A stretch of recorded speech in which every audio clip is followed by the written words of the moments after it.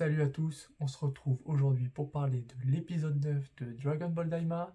Donc après un épisode 8 qui était clairement, on va se le dire franchement, le meilleur pour l'instant de cette saison. L'épisode 9, voilà, c'est un épisode, on s'en doutait, après du coup la scène d'action contre le troisième Tamagami, voilà, ça redescend un peu. Mais bon, voilà, l'univers, on va dire, continue de s'agrandir un peu, mais c'est un épisode moyen quoi, c'est un épisode un petit peu classique, on va voir ça tout de suite.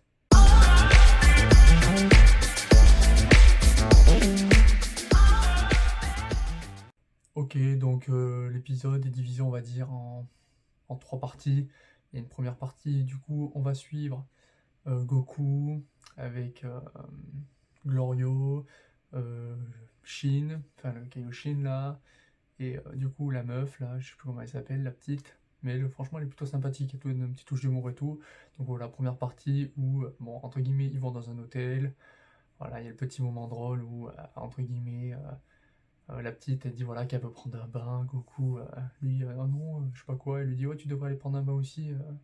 Bon, voilà, c'est une petite touche humoristique. C'est un peu l'humour de Toriyama, donc ça c'est cool. C'est enfantin, voilà, c'est clair, faut se le dire. Mais bon, c'est une petite touche d'humour voilà, qui passe plutôt bien. Et donc voilà, Goku il va à la douche, en gros, il prend son bain. Et puis après, il dit ouais, ouais, allez dormir, vous inquiétez pas.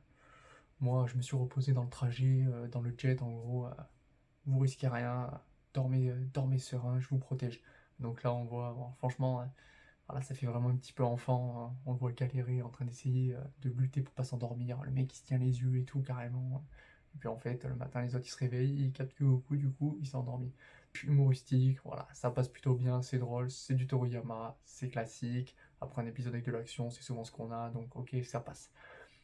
Et ensuite, du coup, il y a la mini, entre guillemets, track. Du coup, il y a deux personnes qui captent que voilà, c'est lui qui a pris la troisième boule de cristal au troisième Tamagami. Le mec avec les cheveux noirs, là, c'est lui, on le reconnaît. C'est quoi, on va lui voler.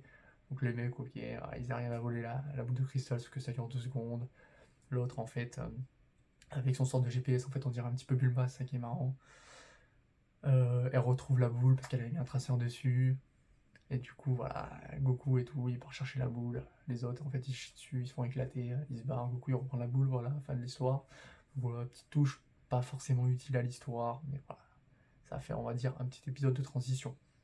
Ensuite, on retrouve dans, entre guillemets, la deuxième partie, Vegeta, Piccolo et Bulma, du coup, et putain, l'autre qui ressemble à Topo, là. Putain, j'ai oublié son nom. Je regarde tellement de trucs en ce moment que je me rappelle même plus les noms de tout le monde. Mais et lui, et eux, du coup, voilà. Alors, entre guillemets, première scène d'action, on les voit se fighter, on sent le Vegeta, voilà, en mode enfant, ça fait vraiment beaucoup plus le petit vénère, le petit grincheux, quoi. C'est comme si vous aviez un enfant et que, entre guillemets, il y avait le bébé joyeux, c'était Goku, et le bébé qui fait toujours la gueule, toujours en train de râler, toujours en train de pleurer, c'est Vegeta, quoi. Voilà, le mec dans son petit chara-design et tout, c'est typiquement ça. Voilà, il y a une petite scène d'action, on le voit avec Piccolo et tout fighter. C'est plutôt cool, c'est plutôt sympa. Ça fait penser à la toute première fois où Goku, quand il est arrivé là-bas, il s'est fighté aussi. Donc c'est plutôt fun. Et il y a la petite du coup rencontre entre Goku et du coup l'équipage de Bulma, Vegeta et Piccolo. Et donc Goku leur dit qu'entre guillemets, même les autres, qu'il n'y a pas la place dans leur vaisseau. Et que de toute manière, eux, ils ont qu'à aller retrouver entre guillemets, le méchant là. Putain, il y a tellement de nouveaux noms dans ce truc. Putain, comment il s'appelle déjà? Donc aller du coup fighter le nouveau roi des démons et eux ils vont s'occuper entre guillemets des Dragon Ball.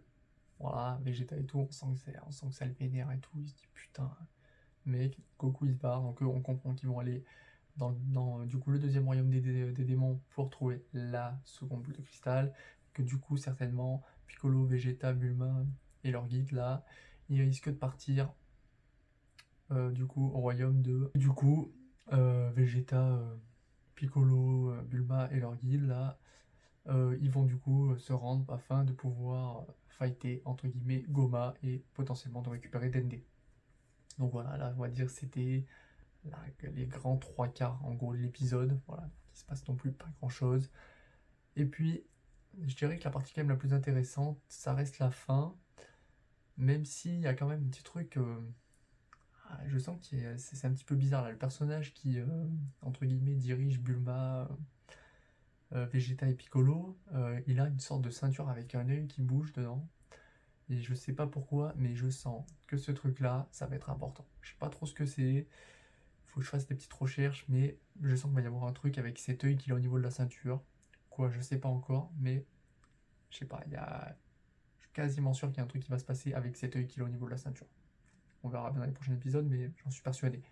Et donc du coup, on arrive sur la fin, avec entre guillemets la petite surprise, où il y a la création et l'arrivée du dernier et du nouveau Majin. Donc, qui s'appelle officiellement Majin Ku. Donc, car un design atypique, on peut le dire. D'un point de vue des réseaux, on voit que ça divise. Il y en a qui disent que c'est complètement laid. Après, bon, il faut se rappeler aussi que voilà, dans les tout premiers designs, quand à l'époque de Dragon Ball, Dragon Ball Z, quand Cell il est sorti, il y en a plein qui disaient qu'il était dégueulasse. Que Boo, quand il est sorti, surtout en forme classique, la première qu'on la voit quand il est assez gros, tout le monde disait qu'il était dégueulasse aussi. Donc voilà, on verra bien. Il faut pas se fier totalement au premier design non plus, mais bon, en fait, c'est un mélange. Voilà, en fait, il y a un mélange entre du Boo, du Cyberman, on le voit au niveau de la tête, au niveau du crâne, et j'ai envie de dire un petit peu au niveau du Cell, seconde forme avec la bouche un petit peu, avec les lèvres assez grosses. Mais en tout cas, voilà, le docteur Arasu, entre guillemets, elle lui ordonne direct d'aller se fighter contre le premier Tamagami, donc la première boule de cristal qui détient la première boule de cristal. Et ce dernier, en gros, il dit ok et tout, il dit deux mots, il dit ouais, c'est bon, en gros, c'est parti. Donc personnellement, je pense que ce dernier, je pense qu'il va être surpuissant. Je sais pas pourquoi. Je pense pas que ça va être une daube. Je pense qu'il va être puissant. Je me dis, est-ce qu'il aura des nouvelles formes, des nouvelles transformations? C'est Dragon Ball, c'est possible. Est-ce qu'il aura un pouvoir d'absorption comme avait Boo?